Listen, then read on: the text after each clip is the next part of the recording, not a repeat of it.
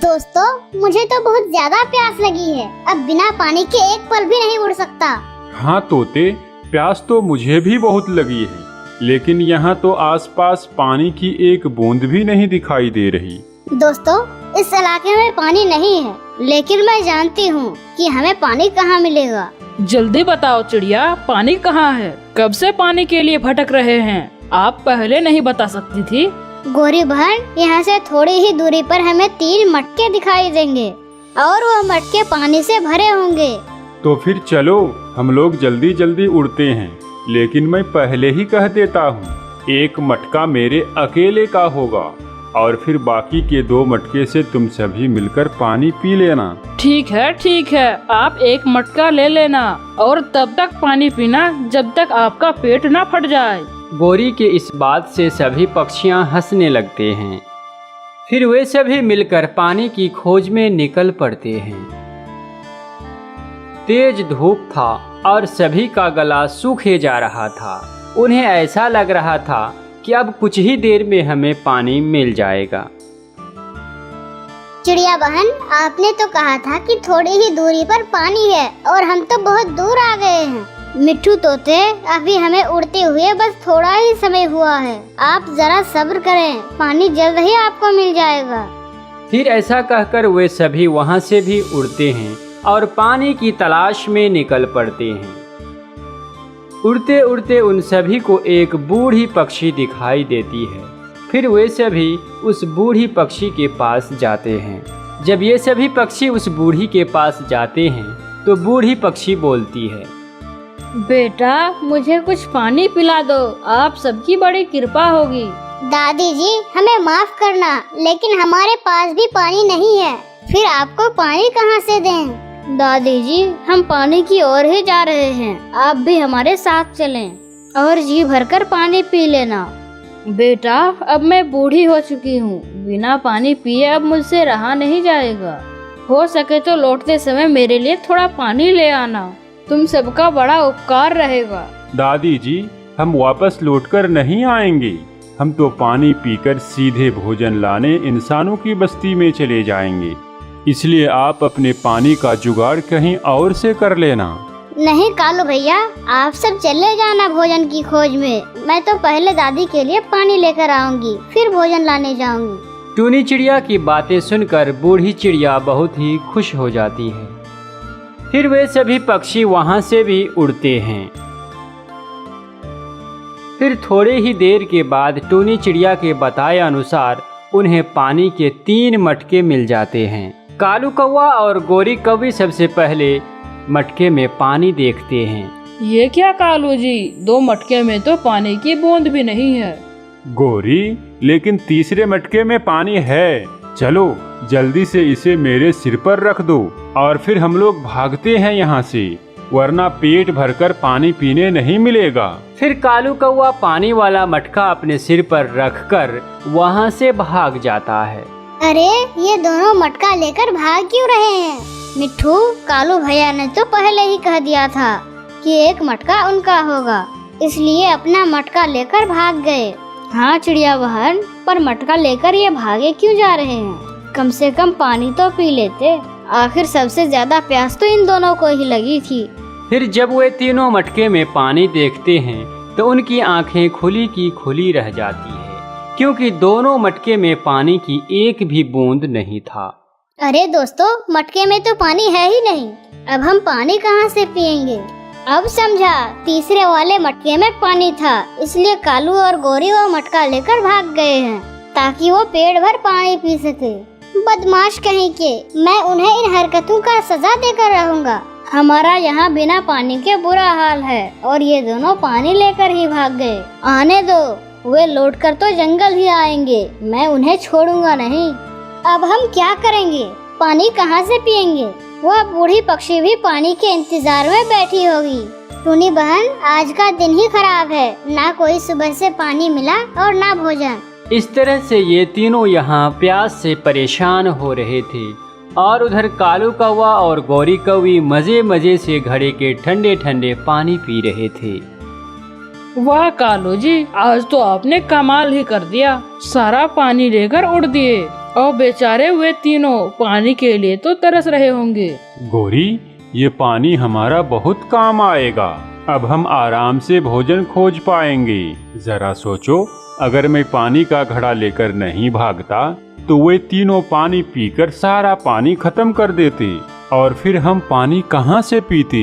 चलो कालू जी, अब हम भोजन लाने चलते हैं, कहीं पीछे पीछे आ ना जाए वो तीनों। फिर कालू कौवा और गोरी कौवी पानी का मटका लेकर उड़ने लगते हैं। उड़ते उड़ते वे कुछ ही दूर गए थे, तभी उनके सामने दो खतरनाक चील आ जाते हैं। क्या रे कौवे, क्या इस मटके में पानी है? हाँ हाँ, क्यों नहीं। अगर मटके में पानी नहीं होता तो हम पागल हैं क्या कि खाली मटका लेकर घूमते। अरे नहीं नहीं चील भैया, गोरी को क्या पता, मटके का तो सारा पानी खत्म हो चुका है। अब तो मटका बिल्कुल खाली है, खाली। होशियारी कर रहे हो। पत्नी कह रही है कि पानी है और पति कह रहा है कि पानी नहीं है। अब चुपचाप ये घड़ा मुझे देकर यहाँ से चले जाओ, वरना पानी के साथ साथ हम तुम्हें भी खा जाएंगे। नहीं नहीं, मैं आपको ये पानी नहीं दे सकता, बहुत दूर से लाया हूँ ये मटका।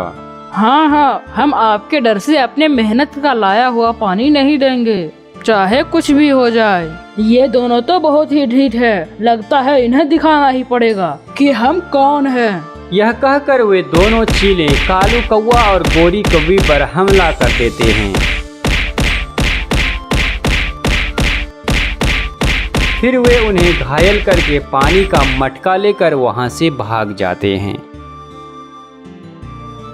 ये कहानी है एक मेहनती टूनी और आलसी टूना की। ये दोनों जंगल के एक बड़े पेड़ पर घोंसले बनाकर रहते थे। ये दोनों खुशी खुशी अपना जीवन यापन कर रहे थे। ये दोनों पूरे दिन नाचते गाते उड़ते फुदकते और मज़े करते थे। टूनी बहुत मेहनती थी और टूना बहुत आलसी था। वह पूरे दिन घोंसले में सोया रहता था। टूना और टूनी सुबह सुबह उठकर भोजन की तलाश में बाहर निकल जाते थे। एक दिन दोनों भोजन की तलाश में जंगल में इधर उधर भटक रहे थे। बहुत ढूंढने के बाद भी उन दोनों को भोजन ना मिला।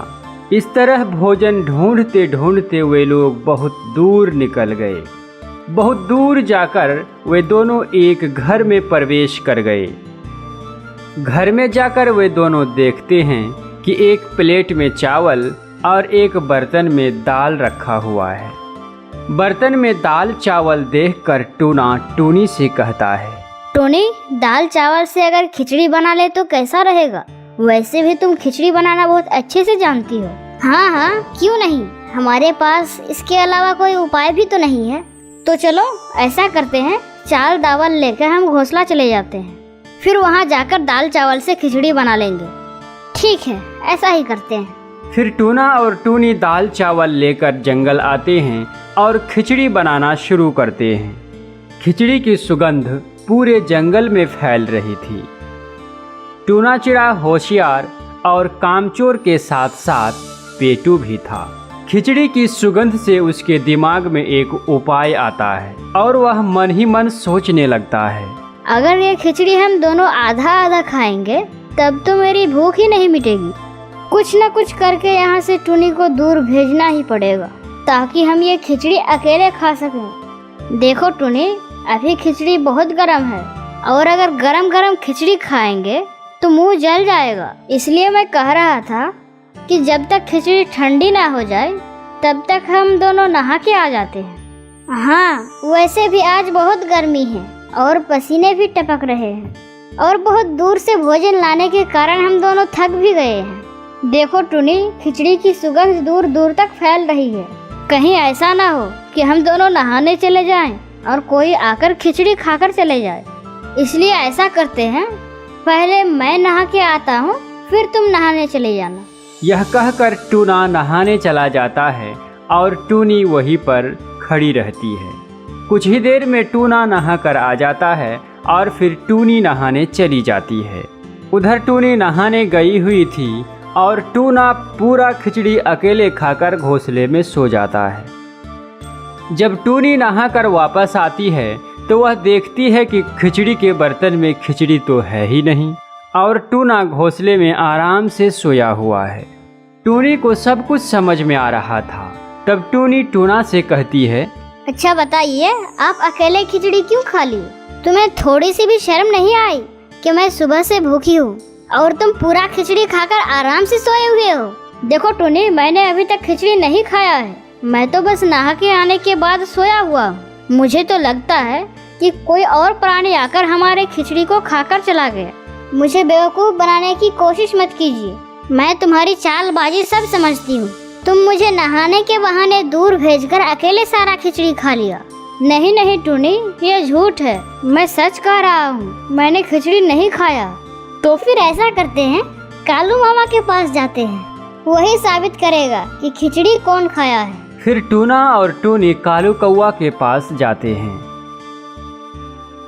बोलो टूनी, अचानक कैसे आना हुआ? देखिए कालू मामा, टूना अकेले सारा खिचड़ी खा लिया, परंतु अब ये कह रहा है कि मैंने खिचड़ी नहीं खाया। मैंने नहीं खाया है कालू मामा। टूनी मुझे दोषी बना रही है। दोनों की बातें सुनकर कालू कौआ कुछ सोचने के बाद बोलता है, देखो, खिचड़ी की बात छोड़ो, तुम दोनों सुबह से भूखे हो। हमारे पास कुछ भोजन बचा हुआ है, चलो तुम दोनों खा लो। हाँ हाँ कालू मामा, बहुत भूख लग रही है, भोजन दीजिए। फिर कालू कौआ दोनों को कुछ भोजन देते हैं। भोजन पाते ही टूनी खाने लगती है, क्योंकि उसे बहुत जोरों की भूख लगी हुई थी और टूना ने तो पहले ही पेट भर के खिचड़ी खा लिया था, इसलिए अब वह भोजन नहीं कर पा रहा था। टूना, तुम खा क्यों नहीं रहे हो? मामा, मेरे पेट में बहुत दर्द हो रहा है। तो क्या करूं?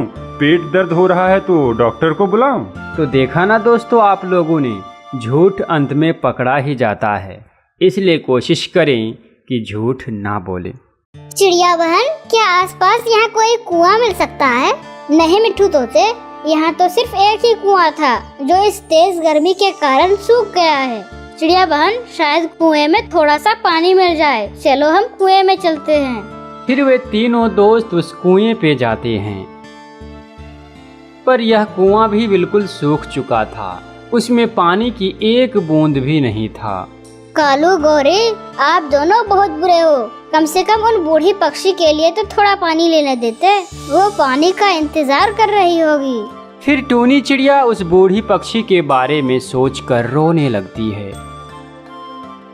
फिर टूनी चिड़िया के आंसू कुएं में गिरते हैं और वह कुआं पानी से भर जाता है और फिर वह कुआं बोलने लगता है, छोटी चिड़िया, आपका बहुत बहुत धन्यवाद। आज आपकी वजह से मैं फिर से पानी से भर गया हूँ।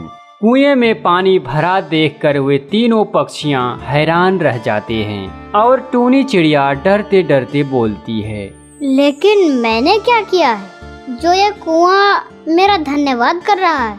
चिड़िया, आप नहीं जानते, आपके ये आंसू जो दूसरे पक्षी की चिंता में निकले हैं, ये आंसू मेरे लिए वरदान है, वरदान। आपके आंसू गिरने से ही मैं दोबारा से पानी से भर गया हूँ। अब आप तीनों जी भरकर पानी पियो और उस बूढ़ी पक्षी के लिए भी पानी लेकर जाओ। फिर तीनों खुशी खुशी पानी पी लेते हैं। कबूतर भैया, आप दोनों भोजन की तलाश में चले जाओ। मैं तब तक बूढ़ी चिड़िया को पानी पिला कर आती हूँ। ठीक है चिड़िया बहन, आप जल्दी जाओ और बूढ़ी पक्षी को पानी पिला दो। आखिर उन्हें भी बहुत प्यास लगी होगी। फिर कबूतर और तोता भोजन की तलाश में वहां से चले जाते हैं और टूनी चिड़िया पानी से भरा हुआ मटका लेकर उस बूढ़ी चिड़िया के पास चली जाती है। बेटी, तुम्हारा बहुत बहुत धन्यवाद जो इस गर्मी में मेरे लिए लौटकर वापस आई और साथ ही इतना भारी मटका उठाकर लाई, वरना मेरा तो प्यास के मारे गला ही सूख गया था। दादी जी, अब मैं चलती हूँ। मेरे दोस्त मेरा इंतजार कर रहे होंगे। आखिर हमें भोजन खोजने जाना है। ऐसा कहकर टूनी चिड़िया तेजी से वहां से उड़ जाते हैं और सामने से तोता और कबूतर आ रहे थे।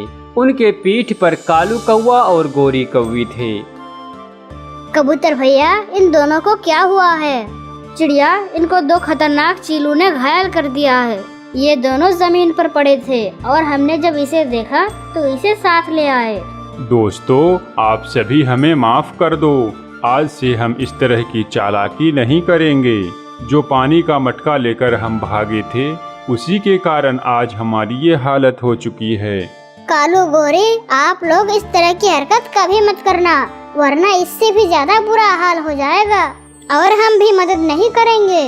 अब हमें इन दोनों को लेकर अपने जंगल लौटना चाहिए। दोनों को दवा भी तो लगानी है। लेकिन चिड़िया बहन, हम में से किसी को भी भोजन नहीं मिला है, तो हम क्या खाएंगे? ओए कबूतर, जल्दी से हमें उल्लू वैद्य जी के पास ले जाओ। भोजन की चिंता मत कर, मेरे पास पहले से जमा किया हुआ भोजन है। आज तुम सब वही खा लेना। फिर वे सभी कालू कौवा और गोरी कौवी को लेकर वापस आ जाते हैं। किसी जंगल में टूनी चिड़िया एक पेड़ पर रहा करती थी।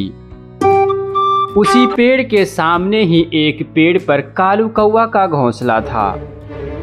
कालू कौवा बहुत ही कामचोर और सुस्त था। वह पूरे दिन घोंसले में सोया रहता और जब उसे भूख लगती तो यहाँ वहाँ पक्षियों के दाने चुराकर खा लिया करता था। वहीं टूनी चिड़िया बहुत ही मेहनती थी। टूनी चिड़िया के अंडों में से बच्चे बाहर निकलने का समय हो रहा था, इसलिए टूनी चिड़िया अपने आने वाले बच्चों के लिए दाना जमा कर रही थी। अरे, मेरा घोंसला तो बहुत ही कच्चा है और बरसात का मौसम भी बहुत करीब है। अगर मैंने अपना घोंसला पक्का नहीं किया तो मेरे अंडे खराब हो जाएंगे। टूनी चिड़िया बहुत मेहनत करती थी, जिससे कुछ ही दिनों में टूनी चिड़िया ने अपना एक पक्का घर बनवा ली थी और अब टूनी चिड़िया को बरसात के आने का कोई चिंता न थी। अब तो मैंने अपना पक्का घर तैयार कर लिया है। अब मेरे बच्चे बारिश में नहीं भीगेंगे। और दूसरी तरफ उस कामचोर कालू कौवा को कोई फिक्र न था। वह बस अपने घोंसले में पूरे दिन आराम करता रहता था।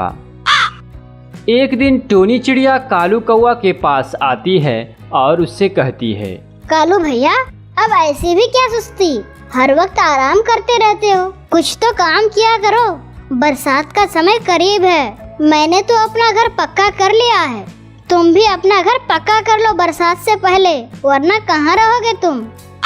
ए चिड़िया, तुमने अपना घर पक्का कर लिया तो तुम मुझे सीख देने आई हो। तुम मुझे काम मत बताओ। जब बारिश होगी तो मैं देख लूँगा। जाओ यहाँ से, मेरी नींद खराब करने आ गई। कालू कौवे की ऐसी बातें सुनकर टूनी चिड़िया उदास होकर अपना घर वापस आ जाती है। मैंने तो कौवे भैया की अच्छाई के लिए बोला था और कौवे भैया तो मुझ पर ही गुस्सा हो गए। दिन बीतते गए। फिर टूनी चिड़िया के अंडों से 4 बच्चे निकले, जिसे देखकर टूनी चिड़िया बहुत खुश थी। अब बस बारिश होने ही वाली है। मेरे बच्चे भी हो गए। अब मुझे कोई चिंता नहीं है। एक दिन तेज हवा के साथ तेज बारिश होने लगती है। चिड़िया की मेहनत रंग लाई। बारिश की एक बूंद भी चिड़िया के घर के अंदर नहीं आ पाया, जबकि दूसरी तरफ कालू कौवा का घोंसला पानी से पूरी तरह भर चुका था। कालू कौवा बारिश में भीग रहा था और ठंड से कांप रहा था। अरे ये क्या हो गया, घोंसला तो पानी से भर गया है और मुझे बहुत ज़्यादा ठंड भी लग रही है। अब मैं क्या करूं? हाँ, ऐसा करता हूँ, टूनी चिड़िया का घोंसला पक्का है, मैं वहीं चला जाता हूँ और कुछ दिन वहीं पे रह जाता हूँ। फिर कालू कौवा टूनी का घर जाता है और उसके दरवाजे में दस्तक देता है। कौन है? कौन है दरवाजे पर? अरे चिड़िया बहन, मैं तुम्हारा कालू भैया हूँ। दरवाज़ा खोलो, मेरा घोंसला पानी से पूरी तरह भर गया है और मुझे बहुत ज़्यादा ठंड भी लग रही है। तुम मुझे अपने घर में आ जाने दो ना प्लीज़। टूनी चिड़िया बहुत दयालु थी। वह जल्द ही अपने कालू भैया को अपने घर के अंदर बुला लेती है। कौवे भैया, जब तक बारिश नहीं रुकती आप मेरे घर पे रुक सकते हो। जब बारिश रुक जाएगी तो हम दोनों मिलकर तुम्हारा घोंसला दोबारा से बना लेंगे। अभी आप आराम करो। कालू कौवा टूनी चिड़िया का घर देखकर हैरान रह जाता है और वह सोचता है, अरे वाह, टूनी चिड़िया का घर तो बहुत अच्छा है। वैसे भी टूनी चिड़िया भी बहुत अच्छी है। फिर कालू कौवा टूनी चिड़िया के बिस्तर पर सो जाता है। फिर 3 दिनों के बाद बारिश रुक जाती है। मौसम बहुत ही खूबसूरत हो जाता है। हर तरफ से चिड़ियों के चहचहाने की आवाज़ आने लगती है। फिर टूनी चिड़िया कालू कौवा से कहती है, कालू भैया बुरा मत मानना, बारिश रुक गई है, अब हम दोनों आपका घोंसला दोबारा से बना सकते हैं। कालू कौवा बहुत ही आलसी और सुस्त था। वह टूनी चिड़िया की ये बात सुनकर परेशान हो जाता है और मन ही मन कहता है, इतनी जल्दी बारिश रुक गई। इस टूनी चिड़िया के घर में तो बहुत मजा आ रहा था। कितना सुकून से मैं इसके घर में सोया हुआ था, लेकिन अब तो टूनी चिड़िया मुझे घोंसला बनाने को कह रही है। फिर कालू कौवा बहाना बनाते हुए टूनी चिड़िया से कहता है, अरे टूनी बहन, बारिश में भीगने की वजह से मुझे बुखार हो गया है और मेरे सर में बहुत दर्द हो रहा है। आज मैं घोंसला नहीं बना सकता। मुझे माफ करना कौवे भैया, मुझे नहीं पता था कि आप बीमार हो। जब आप ठीक हो जाओगे तो हम आपका घोंसला दोबारा से बना लेंगे। ये चिड़िया कितना बेवकूफ है, मैंने कितनी आसानी से इसे बेवकूफ बना दिया। फिर अगले दिन टूनी चिड़िया कालू कौवा से कहती है, कौवे भैया मैं जरा कुछ काम से बाहर जा रही हूँ, थोड़ी देर लग जाएगी, आप जरा मेरे बच्चों का ध्यान रखना। तुम बिल्कुल चिंता मत करो टूनी चिड़िया, मैं अच्छे से तुम्हारे बच्चों का ख्याल रखूंगा। कौवे की बात सुनकर टूनी चिड़िया अपने काम में चली जाती है और कालू कौवा आराम से टूनी चिड़िया के बिस्तर पर सो जाता है। टूनी चिड़िया के बच्चे खेल रहे होते हैं। टूनी चिड़िया के बच्चों के चहचहाने की आवाज़ से कालू कौवा की नींद खराब हो जाती है, जिससे कालू कौवा को गुस्सा आ जाता है। अरे बच्चों, तुम सब चहचहाना बंद करो, मुझे बहुत नींद आ रही है, मुझे आराम से सोने दो, नहीं तो मैं तुम सबको चील बहन के हवाले कर दूंगा। कालू कौवा की धमकी सुनकर टूनी चिड़िया के सारे बच्चे बहुत डर जाते हैं। दूसरे दिन टूनी चिड़िया जब कौवा के घोंसले के लिए तिनका लेकर आती है तो वह देखती है कि कालू कौवा ने उसका सारा अनाज खा लिया है।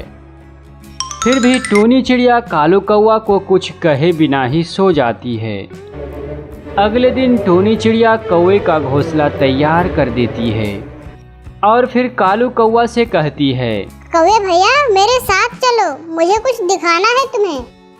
फिर टूनी चिड़िया कालू कौवा को उसके घोंसले के पास लेकर जाती है। कौवे भैया मैंने आपका नया घोंसला तैयार कर दिया है, अब आप अपने नए घोंसले में आराम से रह सकते हो। कालू कौवा टूनी की ये बातें सुनकर गुस्से में आ जाता है और मन ही मन कहता है, अरे ये चिड़िया तो बहुत होशियार निकली, अब मैं इस घोंसले में कैसे रहूंगा।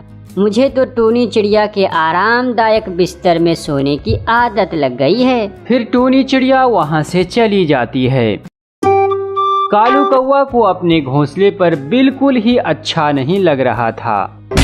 फिर वह टूनी चिड़िया के घोंसले के पास जाता है और टूनी चिड़िया से झूठ बोलता है। टूनी चिड़िया, मेरे घोंसले में सांप आ गया था, इसलिए मैं वहाँ से भागकर तुम्हारे घोंसले में आ गया हूँ। लेकिन टूनी चिड़िया उसकी सुस्ती को देखकर समझ जाती है कि इस बार कालू कौवा तो झूठ बोल रहा है।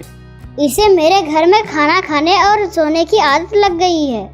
फिर टूनी चिड़िया ने कालू कौवा को सबक सिखाने का फैसला कर लिया। फिर टूनी चिड़िया कालू कौवा से कहती है, कौवे भैया मेरे बच्चे बहुत बीमार हैं और वो सो रहे हैं, बिस्तर भी खाली नहीं है, आप कहीं और चले जाओ, मेरे बच्चे आपकी आवाज से परेशान हो जाएंगे। कालू कौवा टूनी की ये बातें सुनकर वापस अपने घोंसले में आ जाता है। अरे इस टूनी चिड़िया को क्या हो गया, उसने अपने घर जाने से मुझे मना क्यों कर दिया। अब तो मुझे बहुत भूख भी लग रही है, अब मैं कहाँ से खाना खाऊं। कालू कौवा बहुत भूखा था, लेकिन उसे खाना ढूंढने में बहुत ही सुस्ती आ रहा था। अगले दिन फिर से कालू कौवा टूनी के घर के बाहर आता है, लेकिन इस दिन भी टूनी चिड़िया कुछ न कुछ बहाना बनाकर उसे वहां से जाने को कहती है। अब तो कालू कौवा बहुत ही परेशान हो गया था। वह भूख से बिलख रहा था। जब उसे कोई उपाय ना मिला तो फिर वह मेहनत करके अपना दाना खुद ढूंढने लगा और अपना पेट भरने लगा। कौवे की मेहनत देखकर टूनी चिड़िया बहुत ही खुश हो जाती है।